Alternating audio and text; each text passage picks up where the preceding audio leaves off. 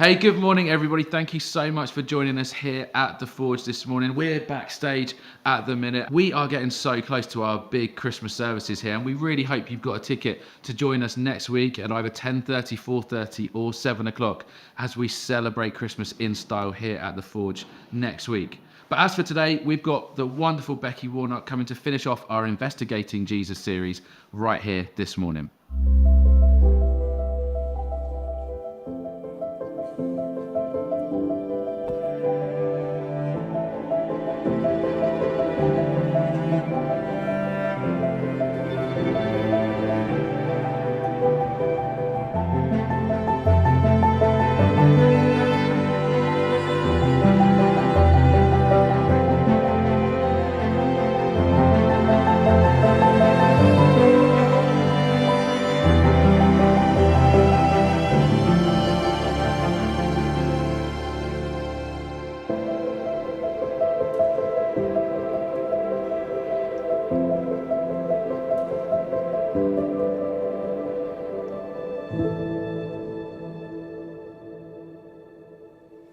Good morning.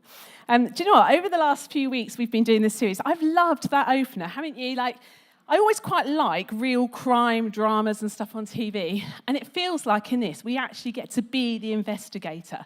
And I always kind of fancied myself as a bit of a detective. So do you know what? Today, it's my turn. I get to be the detective. And I get the privilege this morning of finishing up and landing this series that we've been in over these last 5 and 6 weeks, which we've called Investigating Jesus. And we've spent this time considering the evidence on who Jesus was. And if he is who he says he was, why is he worth following? Why is this man Jesus worth us throwing everything into to follow? Now, if you've missed any of the last few weeks, I would really urge you, we say it every time, but I would urge you to find yourself on YouTube and catch up. Because I believe, actually, this series has been really helpful for many people. I think it's been helpful for those maybe who are new to faith, new to church, trying to figure out, is there something behind this guy Jesus? I think maybe it's been helpful for those of us who are returning to church, maybe having spent a time away. And maybe for those of us who are here every week would say our relationship with God is good, maybe it's just been useful to have that reminder of who Jesus is and why it is we do follow him.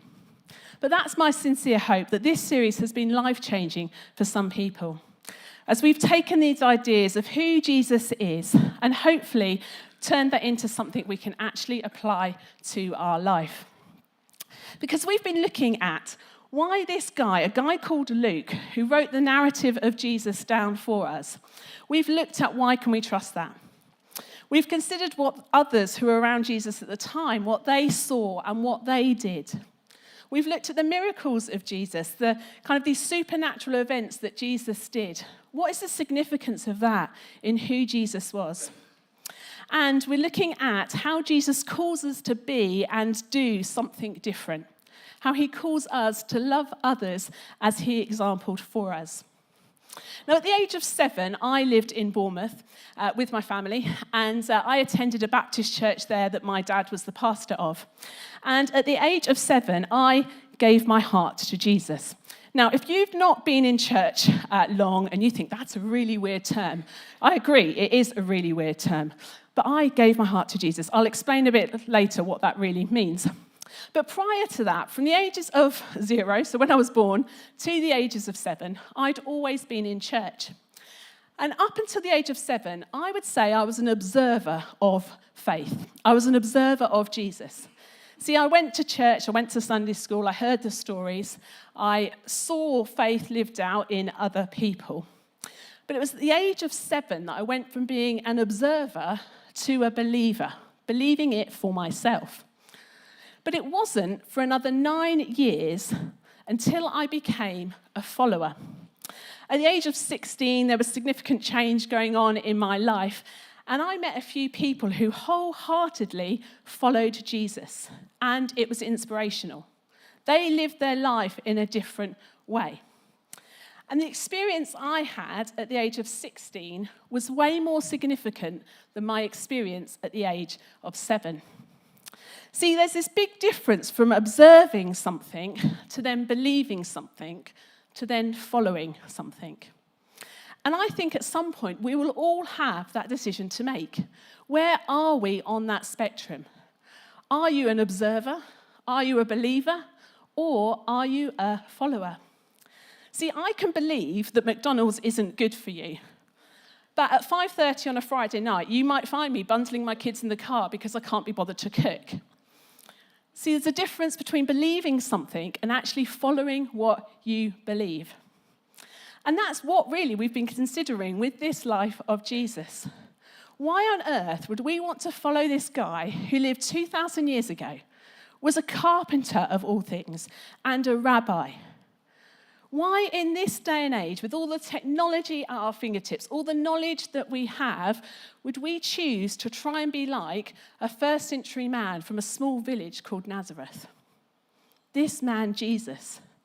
How do we even know that he's really worth following?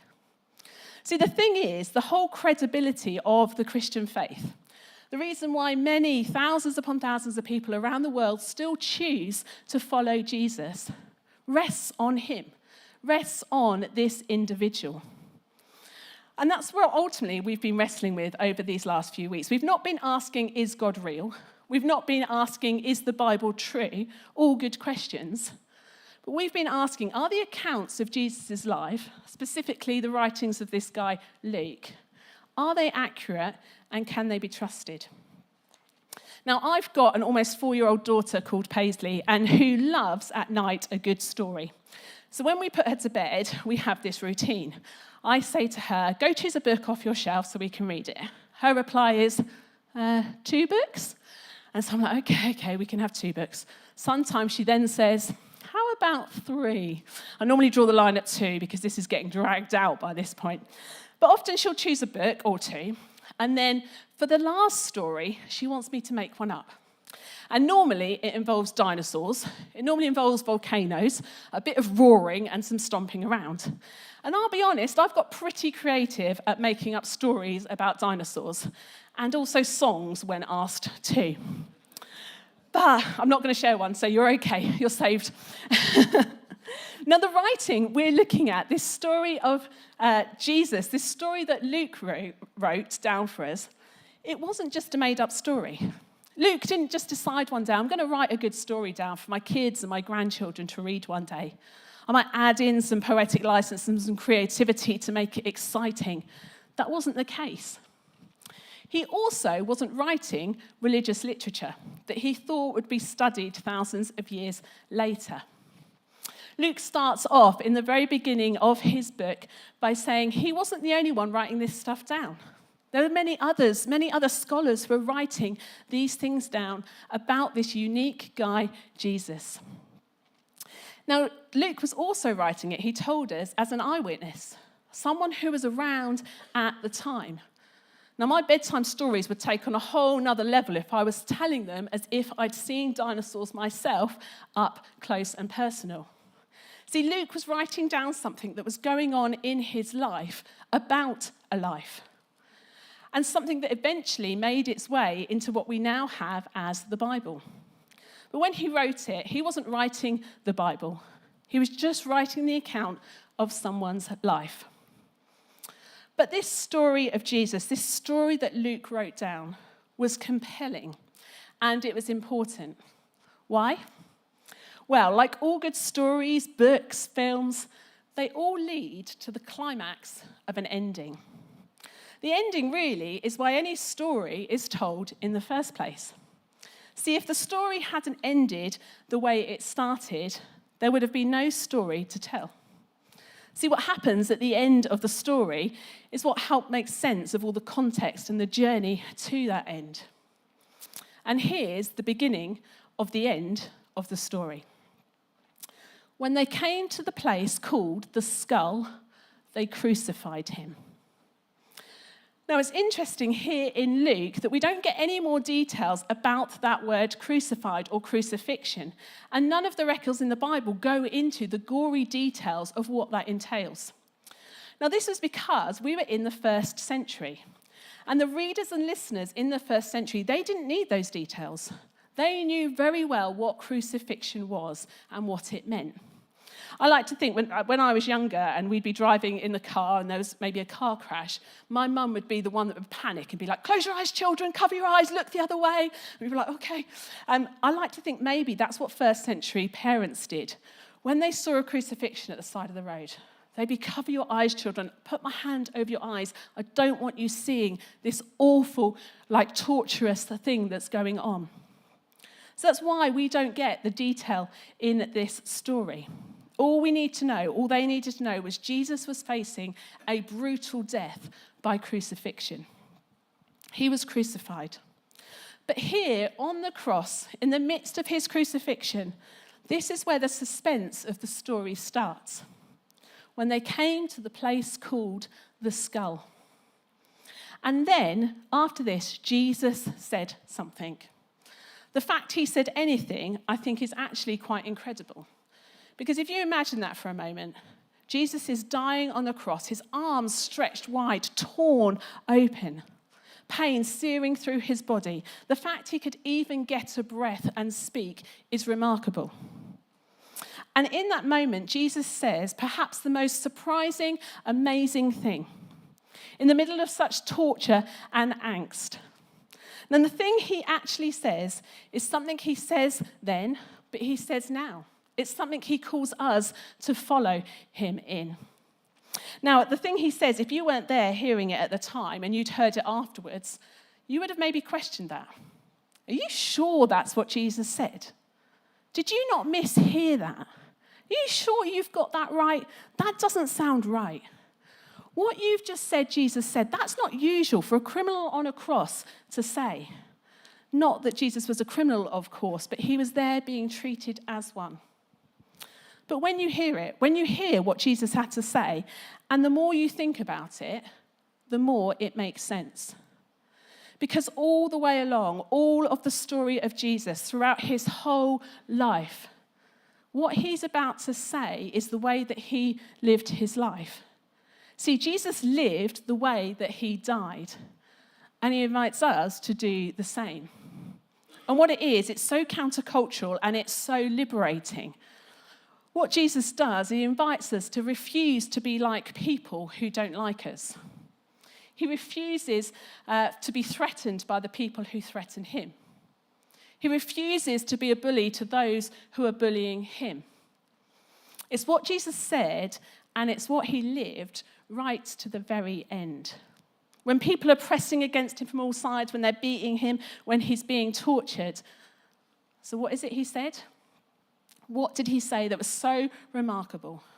Well, from the cross, as he's grasping for breath, as pain is coursing through his body, he says this. He says, Father, forgive them. Forgive them. For they do not know what they are doing. Forgive them. Do you know what? The people who were torturing him, the people who were carrying out this crucifixion, they thought they were doing the right thing. It's what they'd been commanded and told they had to do. It's what the people asked. They wanted Jesus crucified. They didn't know any different, but Jesus did. Or was it just a rather weak thing to say? Because it's a pretty weird thing to say, isn't it? When these people are doing such an awful thing to him, to turn around and say, forgive them. Forgive them. Because in our human terms, Jesus lost and his enemies won. Jesus ended up dead and his enemies ended up with what they wanted. Jesus lost. But how it goes in the story of Jesus prior to this bit on the cross, it is also written that he didn't even resist arrest. When the soldiers came to get him, he didn't resist that. He didn't put up a fight. Now, I've seen a few people be arrested over my time. And there are normally two types of people. There's normally people who resist arrest and those that kind of accept their fate. I always think maybe those who've resisted arrest maybe believe that there's an injustice being done. Even if they might be guilty, they're going to fight it. And maybe those who don't resist arrest are just accepting, do you know what, I'm guilty. I knew this day was going to come, arrest me. But it can kind of seem a bit of a weak thing to do, to not even resist arrest. And no one would have blamed Jesus if he'd put up a fight. They kind of expected him to, but he didn't. He came to show a different way. He came to be different. And you know what? Some of his followers at that moment, they checked out. They unfollowed him. They checked out because this guy who was meant to be the saviour of the world, this guy who was meant to bring them hope, who was meant to solve everything, has just let himself get arrested. And now is just letting himself die on a cross. They were done, and they denied him. And then we've got here on the cross, rather than cursing or spitting at those who are torturing him, he says, forgive them. What? It's so unhuman, isn't it? It's so un-21st century. It was so un-first century as well, because it goes against our natural instinct. It's why most of us, I think, will feel more comfortable believing who Jesus is rather than following him. Because this is what Jesus calls his followers to do. This is why he said, if you want to follow me, you need to leave your mother and father. If you want to follow me, you need to leave your boats and your livelihood. It's why so many of us are happy to believe that Jesus lived, that Jesus died, that he said who he was, he forgives our sins, but we struggle to do the following bit. Because if we choose to follow Jesus, it's going to cost us. I think it's why when Jesus was around, when he was alive, he had so many admirers, but so few followers. And so here's the question this morning. Which one are you? Which one are you going to be? Are you going to be an admirer? Or are you going to be a follower? Because it's radical. Being a follower is so counter to human nature. See, our actions in life only tell part of our story. I think our reactions tell the whole story.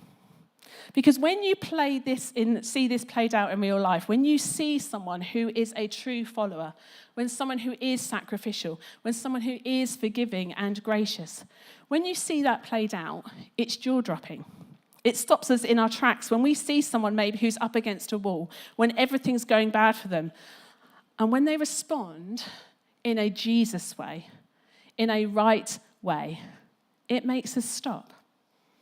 You may have heard stories like, a woman whose son has been tragically killed. And there she is in court telling the guy who murdered her son, I forgive you, pleading with the judge for a lighter sentence. That's what this looks like. Or a parent who hugs a drunk driver who killed their child and says, I forgive you. They're incredible acts of public forgiveness. And I'm kind of grateful that we won't all get the chance to show that and to show that radical forgiveness. But how would it look? How would you respond if you were faced with such a tragic injustice? Or what does it look like in the everyday? When a partner leaves and your first instinct is, I'm going to get all their clothes, rip them up and have a bonfire. Or when your child comes home from school saying, do you know what, I got hit today at school. And what you want to say is, well, hit them back. How does it look like? Because often, I think our own instincts is for revenge and justice. And I'm going to make things right. I'm going to get what I deserve. But Jesus' way, following Jesus, is a different way. What does that alternative look like for you? What does it look like to show love and grace when we're up against a wall? How do we respond? We look at Jesus. He was up against a wall. He was up against a cross. And was Jesus weak in his answer? No. Jesus showed incredible strength. When we choose to step into a mess, when there's grey clouds above us and we respond like the way Jesus did, does that make us passive? Does that make us a walkover? I don't think it does.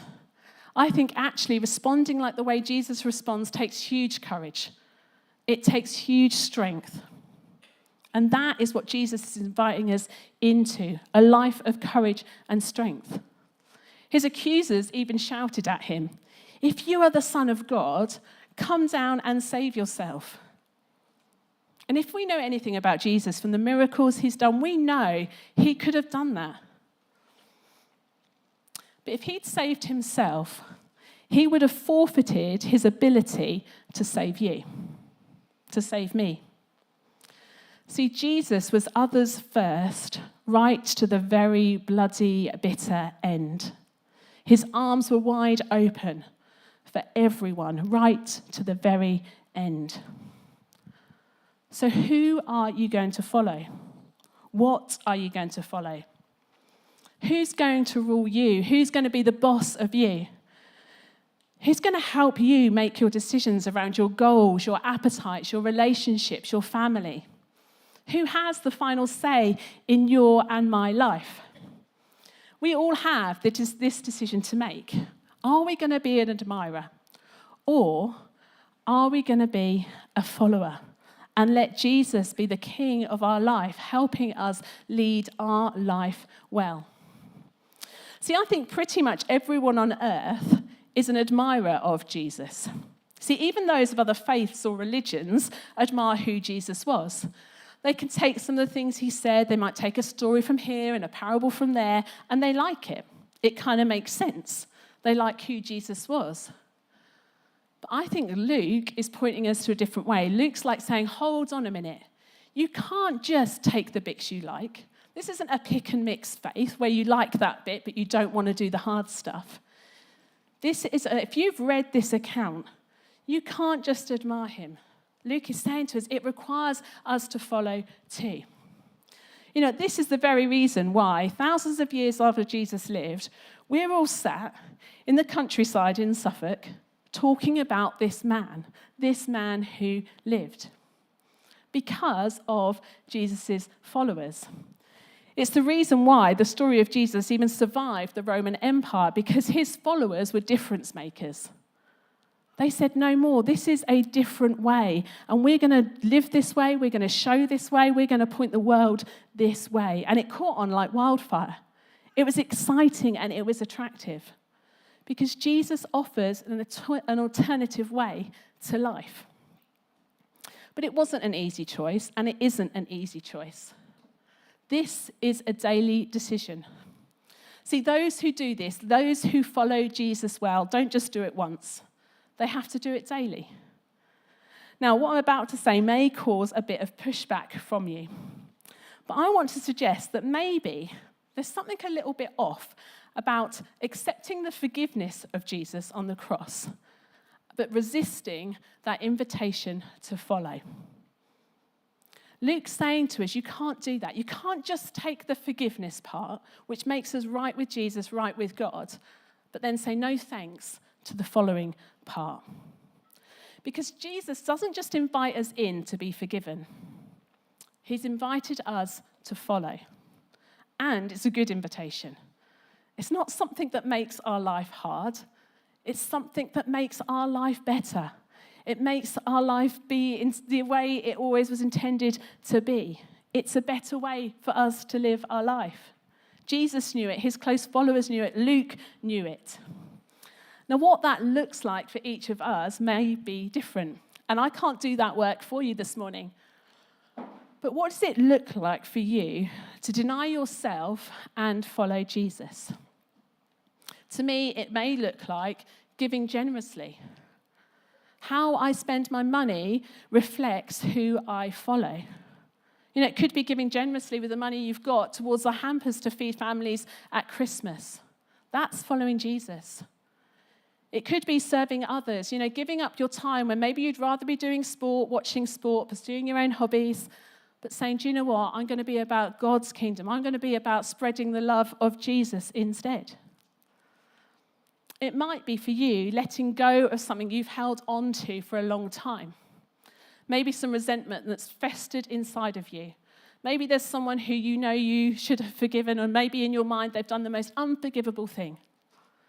Maybe in following Jesus, it's time to say, do you know what, I need to lay that down. I need to let that go. Perhaps for others, it's just asking yourself the question, what am I holding on to?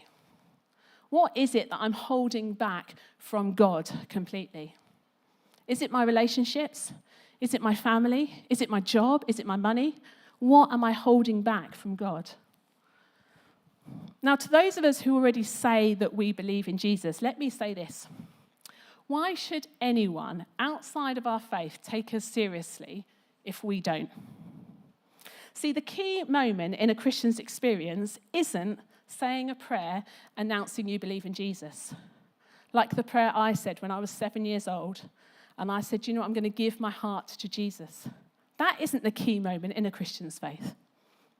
The epicenter of a Christian life, the center of what we're about, is a daily decision to submit to our King, to deny ourselves and to follow Jesus. It was now about noon, and darkness came over the whole land until 3 p.m, for the sun stopped shining. And the curtain of the temple was torn in two. Now, this is a weird thing to move on to in the story of Jesus and in his death. But in the moment that Jesus died, this weird thing happened. This curtain in a temple was torn from top to bottom. Now, this curtain would have been about 12 inches thick, and it was in the temple to separate the outside area from kind of the inner holy sanctuary. And what happened when Jesus died as he took his last breath was a very practical example that signified what Jesus had done on the cross. That the forgiveness and the relationship that comes from that forgiveness, the relationship with God, a relationship with Jesus, was for everyone. There was no in and out of the temple. There was no area that some people couldn't go into. Through his death, he made a way for everybody. The temple was no longer needed in the way that it had been. And in that moment, as he takes his last breath, Jesus calls out with a loud voice, "Father, into your hands I commit my spirit." And when he had said this, he breathed his last. So here we are at the beginning of the end of the story. Jesus died the way he lived, with his arms wide open. The cross took his breath away, but it was his death that took our sin away. Do you know what? Luke hasn't even got to the best bit yet, because we haven't even got to the bit when Jesus comes back to life. See, his death took our sin away, but it was his resurrection that gives us life. It was his resurrection that takes our excuses away. But that's a story for another day. The question for you today is this: are you going to be an admirer or a follower? Are you going to go all in on what it takes to follow Jesus? Because he certainly went all in for you and for me. Are you going to let him be king of every aspect of your life? Luke would tell you that following makes all the difference. Not admiring or believing or observing. Following makes a difference. Do you have the guts and the courage this morning to throw it all in and say, do you know what? I'm handing over the keys of my life to you, Jesus. I'm going to follow you. Because it was his followers who changed the world. No height, no depth, no life or final breath could ever separate us from your love. No failure, no mistake, no loneliness or pain could ever separate us from your love. Could ever separate us from your love. 'Cause on the other side of everything I'm afraid of, you are standing with your arms wide open, wide open. Even in my deepest doubts and wonder, you are standing with your arms wide open, wide open.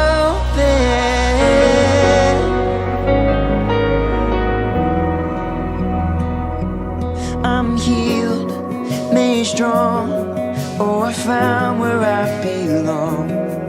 Forever I'm alive now in your love. I'm changed, unchained by your amazing grace. Forever I'm alive now in your love. It's on the other side of everything I'm afraid of. You were standing with your arms wide open, wide open. Even in my deepest doubts and wonder, you were standing with your arms wide open, wide open.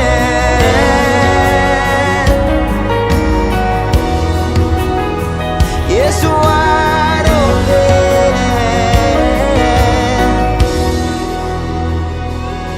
If I make my bed in darkness, if I try my best to hide, you know the farthest ocean. You give the morning its light. I can't run from your presence, 'cause there's no place that far. So I run to you, my Savior. There's safety in your arms. If I make my bed in darkness, if I try my best to hide, you know the farthest ocean.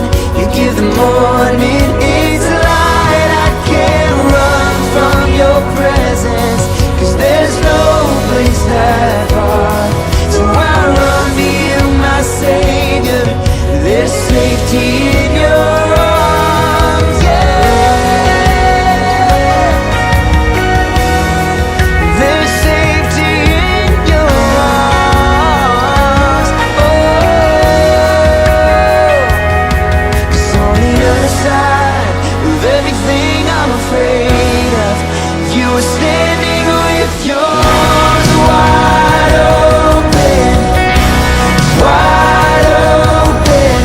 Even in my deepest doubts and wonder, you are standing with your arms wide open. Yes, wide open. On the other side of everything I'm afraid of, you are standing with your arms wide open, wide open. Even in all my deepest doubts and wonder, you are standing with your arms wide open, wide open.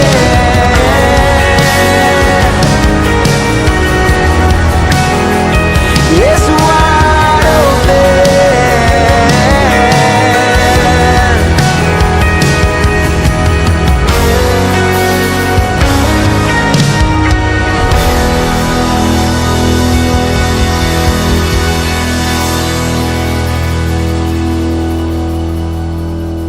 Great, what a great talk that was from Becky. And I'm going to invite Becky in now just to kind of summarise the main bits of the talk. So, Becky, what would you love people to get out of that this morning? I think for the understanding that actually being a Christian, being someone of faith is more than just believing in Jesus and who he was, that actually it requires something of us, and that following isn't something easy and something we take lightly, but actually being a follower of Jesus is a big commitment and one we need to take seriously. Yeah, for sure. That's a really important thing that we all hold on to, especially at Christmas time, I'd say as well. Indeed. Thanks, Becky.